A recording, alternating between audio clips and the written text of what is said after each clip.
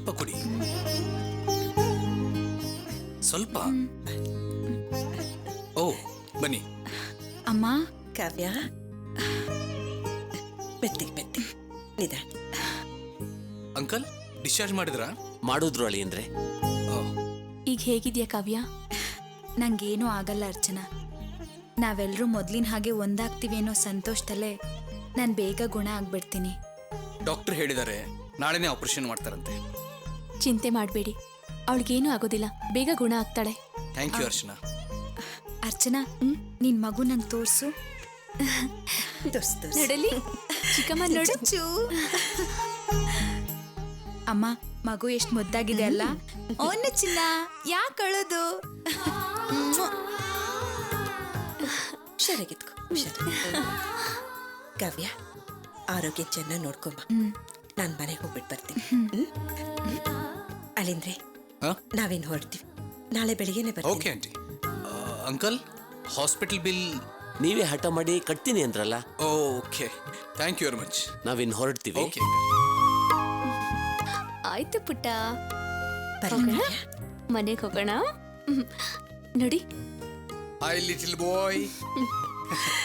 ತುಂಬಾ ಕ್ಯೂಟ್ ಆಗಿದೆ ಮಗು. ಬರ್ತೀವಿ. Okay, take care. ಬರ್ತೀವಿ. Okay bye. ಓ, ಅಳ್ಬಾರ್ದು ಅಳ್ಬಾರ್ದು ಬಾಚಿನ. ಮಗು ತುಂಬಾ ಕ್ಯೂಟ್ ಆಗಿದೆಲ್ಲ. ಇನ್ನು ಸ್ವಲ್ಪ ಕುಡಿ ನೀನು, ಸ್ವಲ್ಪ.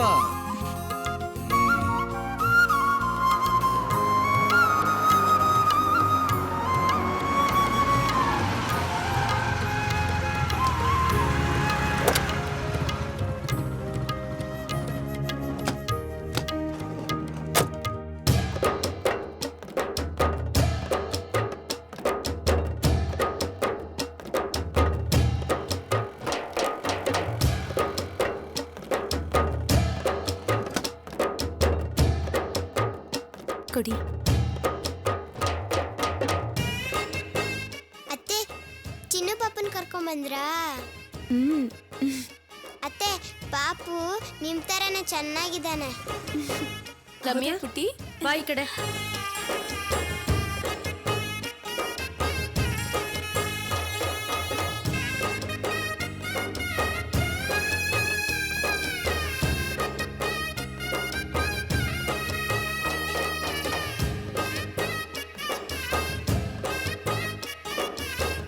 ಒಳಗ್ ಬನ್ನಿ. ಒಳಗೆ ನಡೀರಿ ಅಳಿಂದ್ರೆ.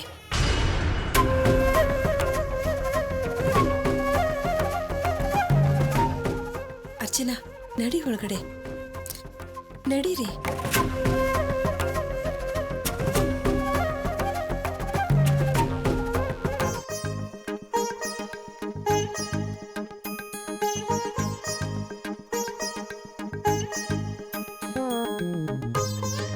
ರಮ್ಯಾ, ಹೇಗಿದ್ದಾನೆ ಪಾಪು? ಅತ್ತೆ, ಪಾಪು ತುಂಬಾ ಚೆನ್ನಾಗಿದ್ದಾನೆ. ಪರವಾಗಿಲ್ಲ ಅರ್ಚನಾ. ಕಾವಿನ ಮದ್ವೆಗೆ ಅಂತ ಈ ಮನೆಗೆ ಬಂದು ಊಟನೂ ಮಾಡದೆ ಕೋಪ ಮಾಡ್ಕೊಂಡು ಹೊರಟೋಗಿದ್ದೆ. ಇವತ್ತು ಗಂಡ ಮಗು ಜೊತೆ ಮನೆಗೆ ಬಂದಿದ್ಯಾ, ನಂಗೆ ತುಂಬಾನೇ ಸಂತೋಷ ಆಗ್ತಿದೆ. ಪ್ರಿಯಾ ಎಲ್ಲಿ ಅದಕ್ಕೆ? ಪ್ರಿಯಾ ರೂಮಲ್ಲಿದ್ದಾಳೆ. ಅರ್ಚನಾ, ಮಗನ್ ಕೊಡು. ನೀನೋಗಿ ಅವಳನ್ನ ಮಾತಾಡ್ಸು. ಆರ್ಸಲ್ಲಿ ಓನಿ ಚಿನ್ನ.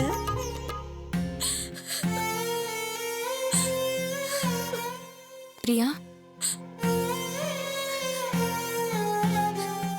ಏನ್ ಪ್ರಿಯಾ, ನಾನು ಮೊದಲನೇ ಸಲ ಮಗುನ ಎತ್ಕೊಂಡು ಮನೆಗೆ ಬಂದಿದ್ದೀನಿ. ನೀನು ನೋಡಿದ್ರೆ ರೂಮಲ್ಲೇ ಮಲ್ಕೊಂಡಿದ್ಯಲ್ಲ, ಯಾಕೆ ಪ್ರಿಯಾ? ನನ್ನ ಮೇಲೆ ಏನಾದರೂ ಕೋಪನಾ? ಚೇಚೆ, ಹಾಗೇನೂ ಇಲ್ಲ ಅಕ್ಕ. ನಿನ್ ಮಗುನ ಎತ್ಕೊಂಡು ಮೊದಲನೇ ಸಲ ಮನೆಗೆ ಬಂದಿದ್ಯಾ. ನಾನ್ ಮಗುನ್ ಕಳ್ಕೊಂಡಿರೋ ದುರಾದೃಷ್ಟವಂತೆ.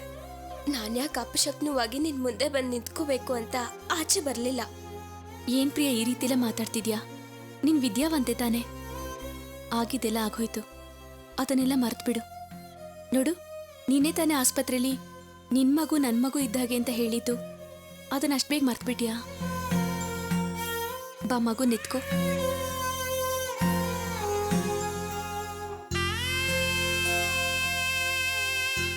ಓನೆ ಚಿನ್ನಿ, ಯಾಕೆ ಅಳ್ತಿರೋದು?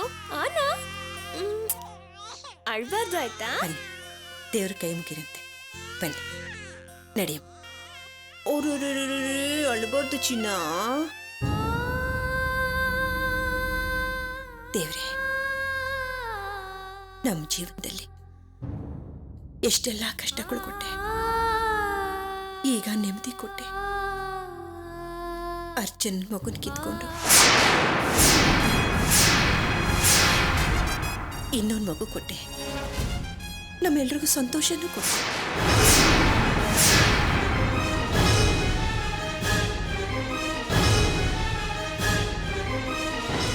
ಏನಮ್ಮ ಹೇಳ್ದೆ?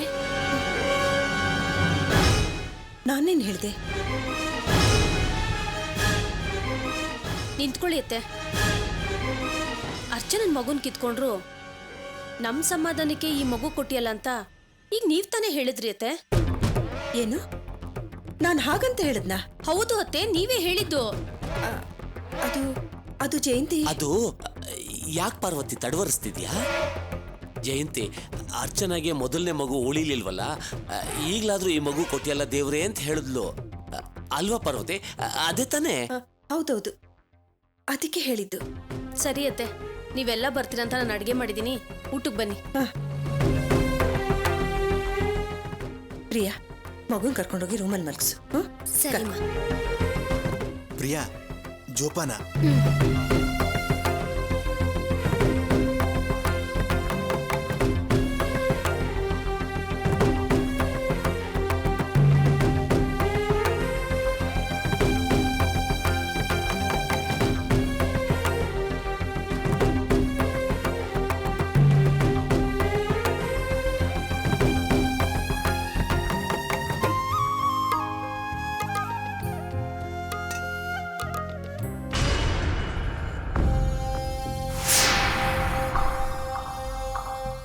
ಅತ್ತೆ, ನೀವು ಕೂತ್ಕೊಳ್ಳಿ, ನಾನು ಬಡಿಸ್ತೀನಿ. ಇಲ್ಲ ಜಯಂತಿ, ನಾನೇ ನನ್ನ ಕೈಯಾರ ಅಡಿಗೆ ಮಾಡಿ ಎಲ್ರಿಗೂ ಊಟಕ್ಕೆ ಬಡಿಸ್ಬೇಕು ಅಂತಿದ್ದೆ. ನಾನು ಬರೋಷ್ಟೊತ್ತಿಗೆ ನೀನು ಅಡಿಗೆ ಮಾಡಿಬಿಟ್ಟಿದ್ಯಾ. ನೀನು ಕೂತ್ಕೋ, ನಾನು ಎಲ್ರಿಗೂ ಊಟಕ್ಕೆ ಬಡಿಸ್ತೀನಿ. ಸರಿ ಅತ್ತೆ.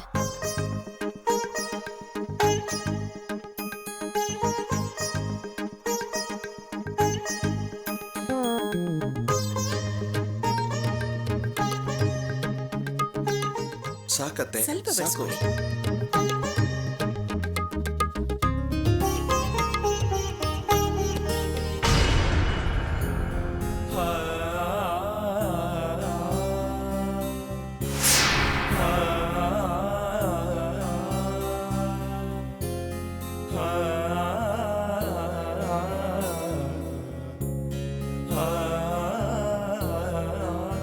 ಅಮ್ಮ, ಮನೆಗ್ ಬಂದ ಅಳಿಯಂದ್ರನ್ನ ಚೆನ್ನಾಗಿ ನೋಡ್ಕೊಳ್ಳೋದೇನೋ ಸರಿ, ಹಾಗಂತ ನಮ್ಮನ್ನ ಮರ್ತು ಬಿಟ್ರೆ ಹೇಗೆ?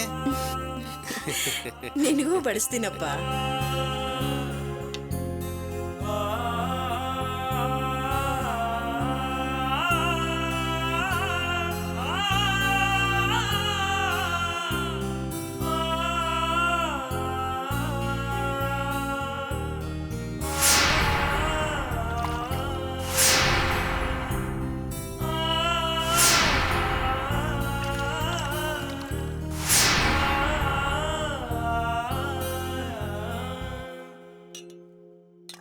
ಅಳಿಂದ್ರೆ, ಏನ್ ಯೋಚನೆ ಮಾಡ್ತಾ ಇದ್ದೀರಾ?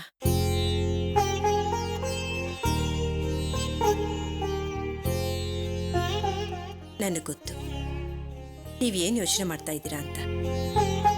ಹಿಂದೆ ಇದೇ ರೀತಿ ಊಟ ಬಡಿಸಿ ನಾನು ನಿಮಗೆ ತುಂಬಾ ಅವಮಾನ ಮಾಡಿದ್ದೀನಿ. ಅತ್ತೆ, ಹಾಗೆಲ್ಲ ಏನೂ ಇಲ್ಲ. ಇಲ್ಲ ಅಳಿಂದ್ರೆ, ಇನ್ಯಾವತ್ತೂ ಕನ್ಸು ಮನ್ಸಲ್ಲ ನಿಮ್ ಜೊತೆ ನಾನು ಆ ರೀತಿ ನಡ್ಕೊಳ್ಳೋದಿಲ್ಲ.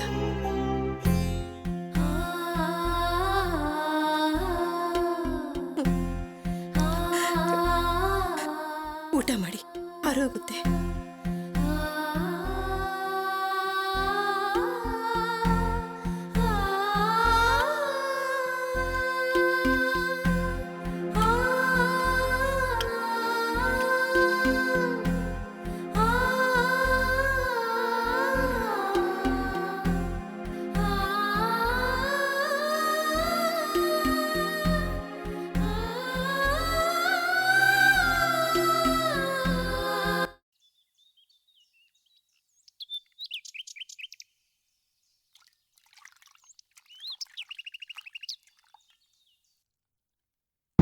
ನಡೆಸುವನ್ಯಾರೋ ಚದುರಂಗದ ಕಾಯಿ, ನುಡಿಸುವನ್ಯಾರೋ ಪದಪುಂಜಕ್ಕೆ ಬಾಯಿ.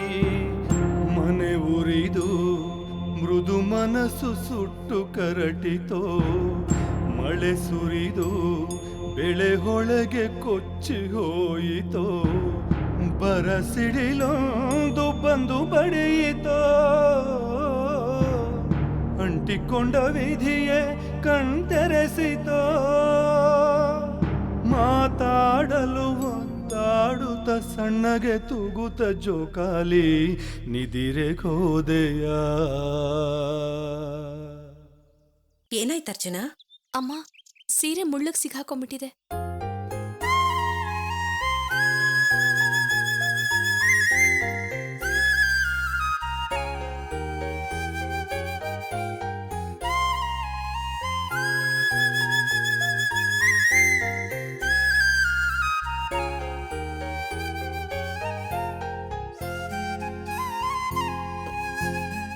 ಏನಮ್ಮ, ಇಲ್ಲಿ ಹೊಸದಾಗಿ ಬಾಳೆ ಗಿಡ ನೆಟ್ಟಿದ್ದೀರಾ? ಅದು ಅರ್ಚನಾ, ಮನೆ ಹಿಂಭಾಗದಲ್ಲಿ ಪ್ರಿಯಾ ಮಗುನ ಮಣ್ಣು ಮಾಡಿದ್ವಲ್ಲ, ಅಲ್ಲಿ ನೆಟ್ಟಿದ್ ಬಾಳೆಕಂದನ್ನ ಅತ್ತೆ ಮಗು ನೆನಪಿಗೋಸ್ಕರ ಇಲ್ಲಿ ತಂದು ನೆಟ್ಟಿದ್ದಾರೆ. ನನಗೆ ಮುಳ್ಳು ಸೀರೆಗೆ ಸಿಕ್ಕಾಕೊಂಡಂಗೆ ಆಗ್ಲಿಲ್ಲ ಅಮ್ಮ. ಯಾವುದೋ ಮಗು ಕೈ ಹಿಡಿದು ಎಳ್ದಾಗಾಯ್ತು.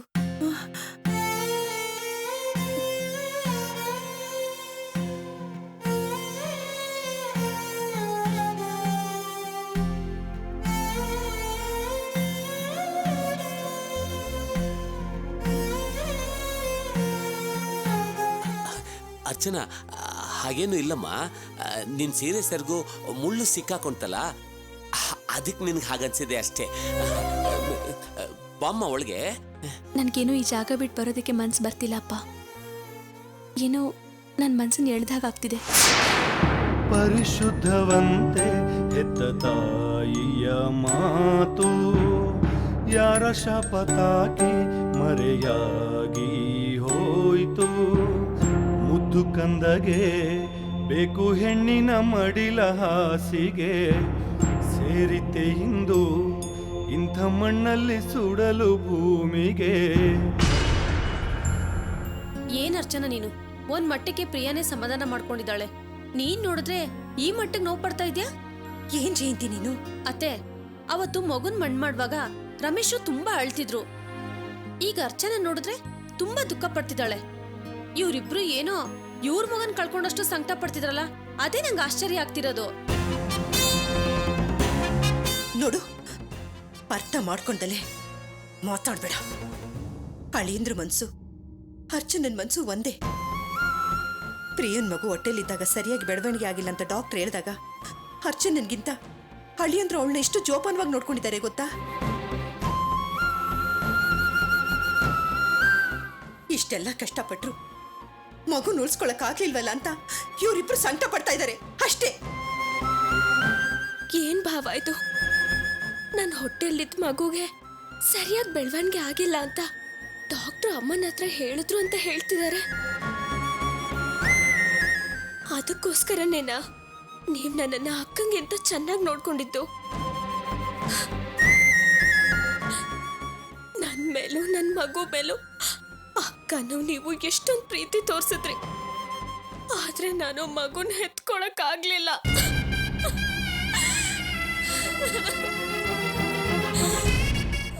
ಪ್ರಿಯಾ, ಅಳ್ಬೇಡಮ್ಮ, ಬಿಡು. ಅರ್ಚನಾ, ಒಳಗಡೆ ಬಾಮ್ಮ.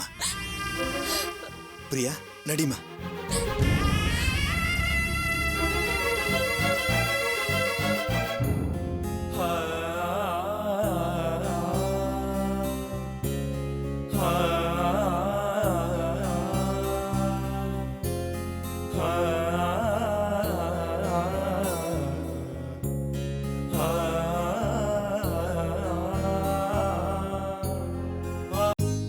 ನಿದ್ದೆ ಮಾಡ್ತಿದ್ರಾ?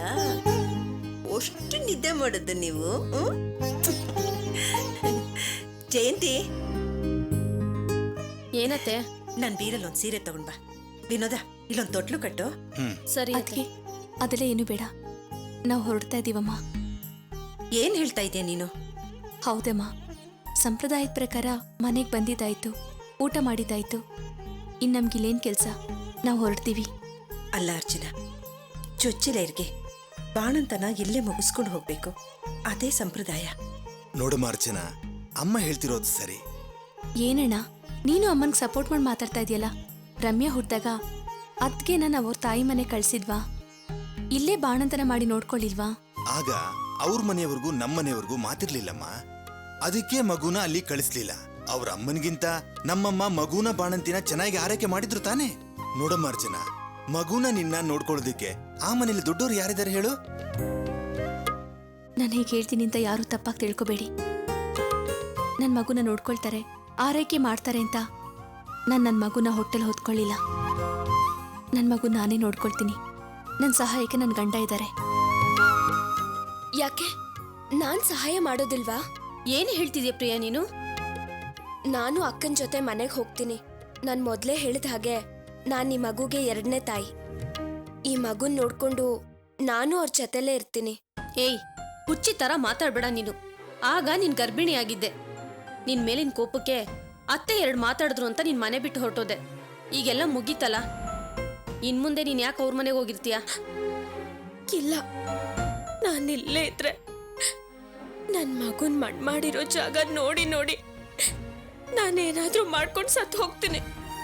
ನನ್ನ ಮನ್ಸಿಗೆ ಸಮಾಧಾನ ಸಿಗ್ಬೇಕು ಅಂದ್ರೆ ನಾನು ಅಲ್ಲಿಗೆ ಹೋಗಿ ಈ ಮಗುನ ಸಾಕಿ ಬೆಳೆಸ್ಬೇಕು. ದಯವಿಟ್ಟು ನನ್ನನ್ನು ಯಾರು ತಡಿಬೇಡಿ. ಅತ್ತೆ, ಪ್ರಿಯಾ ಹೇಳ್ತಾ ಇರೋದು ಸರಿನೇ. ಅವಳು ನಮ್ಮ ಜೊತೆನೆ ಬರಲಿ. ಏನಪ್ಪ ನೀವು ನನಗೆ ಈ ಸಂತೋಷನೂ ಇಲ್ದಂಗೆ ಮಾಡ್ತಿದ್ದೀರಲ್ಲ. ಹೆತ್ತ ತಾಯಿಗೆ ಮಕ್ಕಳ ಜೊತೆ ಸಿಗೋ ಸಂತೋಷಕ್ಕಿಂತ ಮೊಮ್ಮಕ್ಕಳನ್ನ ಎತ್ಕೊಂಡು ಆಡಿಸೋ ಸಂತೋಷ ಎಷ್ಟು ಕೊಟ್ಟರು ಸಿಗೋದಿಲ್ಲ ಕಡೆ. ನೀನು ಹೇಳೋದು ಸರಿನೇ, ಆದ್ರೆ ನಾನು ಹೇಳೋದನ್ನ ಒಂದು ನಿಮಿಷ ಯೋಚನೆ ಮಾಡಿ ನೋಡು. ಇಷ್ಟು ದಿನ ನಾವಿಬ್ರು ನನಗೆ ನೀನು, ನಿನಗೆ ನಾನು, ನಮಗೆ ಅಂತ ನಮ್ಮ ಮಗು ಅಂತ ಬಾಳ್ತಿದ್ವಿ. ನಮ್ಮ ಮಗುನೇ ನಮ್ಮ ಜಗತ್ತು ಅನ್ಕೊಂಡಿದ್ವಿ. ಈಗ ನಿನ್ನ ಸಂತೋಷಕ್ಕೋಸ್ಕರ 3 ತಿಂಗಳು ನಾನು ನನ್ನ ಮಗು ಇಲ್ಲೇ ಇದ್ಬಿಟ್ರೆ ಇವ್ರ ಪರಿಸ್ಥಿತಿ ಏನಾಗಬೇಕು? ಅಲ್ಲಿ ಇವರೊಬ್ಬರನ್ನೇ ಬಿಟ್ಟು ನಾನಿಲ್ಲಿ ನಿಮ್ಮ ಜೊತೆ ಹೇಗಮ್ಮ ಸಂತೋಷವಾಗಿರಲಿ?